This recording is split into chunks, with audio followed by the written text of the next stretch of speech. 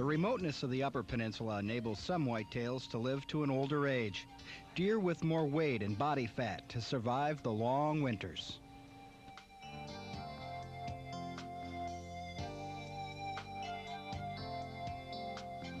The heaviest whitetail on record was taken in 1919 at Trout Creek in Ontonagon County. The buck shot by Albert Tippett had an official dressed weight of 354 pounds and an estimated live weight of 425.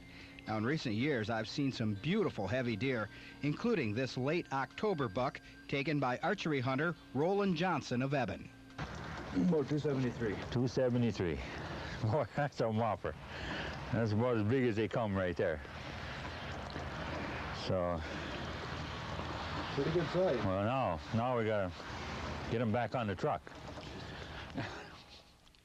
So I went out there and I walked in and I crossed this trail where this buck has been coming in, and I went onto my stand and I seen where he was rubbed these horns, and I got up in the stand, and about, say, about 10 minutes to 6, I heard something coming.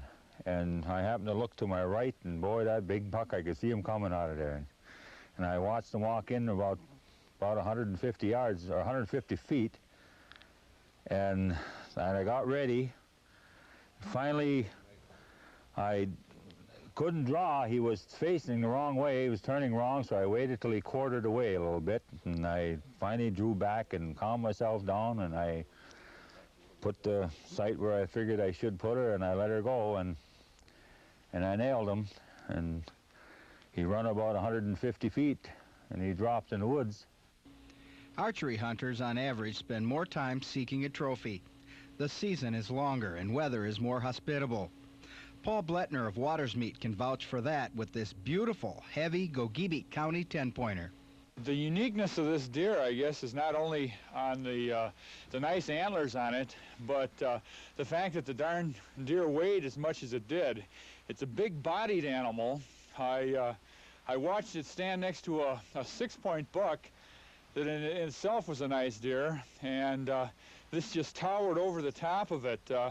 I weighed it on a tested and accurate scale 2 days after I made the kill on it, in fact about 2.5 days, and it weighed at 250 pounds, which is really amazing for this part of the country to get a deer that's that size.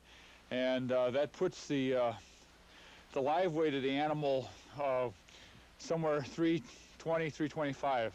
So that's an awful big animal, and that's what makes it a real trophy. I lucked out on him. I had watched him for about 3 weeks, a number of different occasions, and I didn't have a good shooting opportunity. It was either too late, or he came in and faced me where I didn't have a good shot. And I'm hunting like an old logging road that leads into an acorn stand. And about 2 weeks ago, he did give me a good opportunity. He was walking down the road, and I shot a little bit behind him. I didn't lead him properly, and it was kind of a high shot because I was a little excited, and the arrow entered right underneath the skin and came out, I think, down here someplace. It was just a superficial wound. I knew at the time it was, but for all the bow hunters out there that are really into the sport, you can appreciate the fact that you rarely get an opportunity on an animal like this, and I kicked myself for 4 or 5 days afterward, and never thinking that I have another chance at it. A deer doesn't get this big without learning a few tricks, and missing him that one time, I just never thought he'd come through again. But I guess he's like anybody else. He just kind of forgot about it. We just had 234 pounds. Well, here's one of the best non-typical bucks ever taken in the state with a bow. The 18-pointer was shot by first-time bow hunter Phil Leonard of St. Ignace. The Mackinac County buck is not listed in the record books, but it did score 175 non-typical. I got him about 6:30, and he was arguing with a rabbit over the apples. The rabbit wouldn't move, and he kept nudging at him with the horns. The rabbit kept thumping his foot. When he was doing that, I pulled my bow back. I shot one time. He took off. I had a tracker on him. I followed it about 100 yards, and the arrow was there, but the tip was gone. And after that, I just found a mass of blood. And I just followed right up to him. When I got to him, he was already dead. And then it took 4 hours to get him out. After I got him, me and another guy, we couldn't budge him, so we put him on top, tipped the three-wheeler upside down, tied him on, and grabbed the front and pushed the three-wheeler back down. Then we got on it and rode it, and every time we went to a tree, my buddy, he'd put his weight on the front end to turn it, because we couldn't turn it and have no control of the front end of it, because it kept wanting to go in the air. That's about it. Jeff Santo of Rockland in the western UP was a first-time firearm hunter back in 1986 when he shot this 17-point Ontonagon County buck with a dressed weight of 256 pounds. I sat under an apple tree, and I sat there for about an hour and a half. And I heard him walking around all morning. My dad said he followed the tracks around, and he had been circling me all morning. And then finally, I guess he came out, and I didn't have time to aim because he was stomping his foot, you know, staring at me about 50 yards away.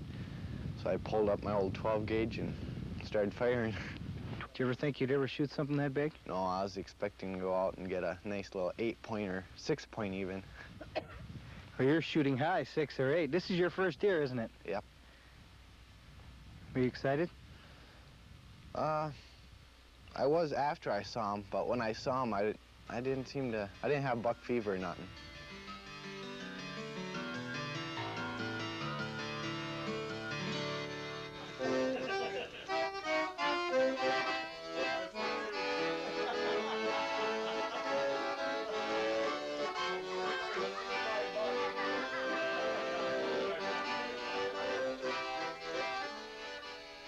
The food tastes better, and the smell of wood smoke becomes part of you.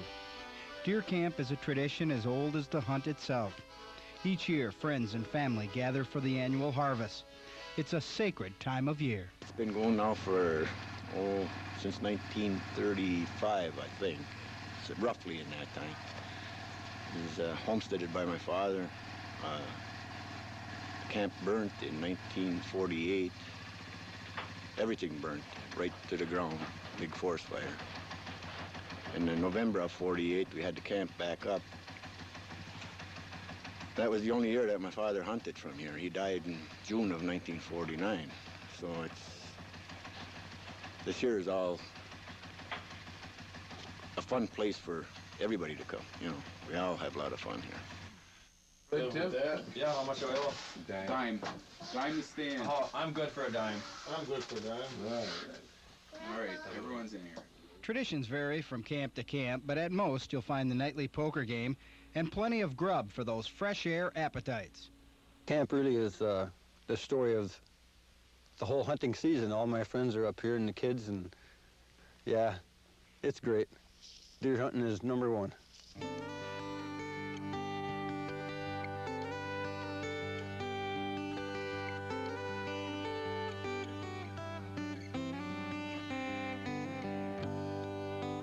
Many camps in the Upper Peninsula have a long history.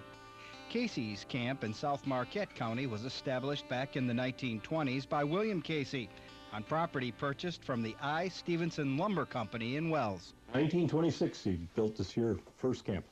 He hunted here before that quite a few years, but they used to have to come in on a railroad track.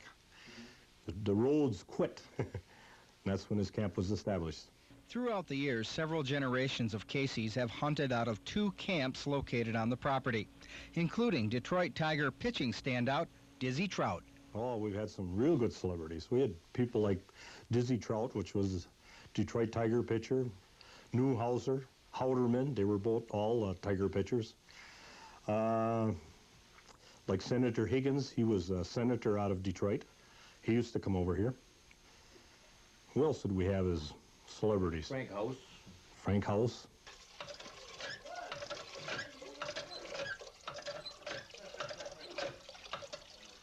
Best water in Norfolk. The main camp is over 6 decades old. It's been remodeled several times, and today it's about as comfortable as you'll find anywhere. One old tradition that started here was to take gag photographs of hunters on the fenders of cars. Yeah, that went on for quite a few years. And it got publicized in quite a few papers, like Hunt Magazine. We never realized that it covered the whole country. with a man laying on the fender and the deer in the window. Yeah, it was really something. Yeah, I got on that fender too. Everybody had to have their picture on the fender. We haven't done it for a few years. Maybe we should do it again. Get some of the younger guys, put them on the fender. Yeah, a lot of kids don't realize that that's the way deer were transported years ago. Oh, yes. On the Yeah, fenders, it's pretty hard to put a deer on the fender now. There's no fenders.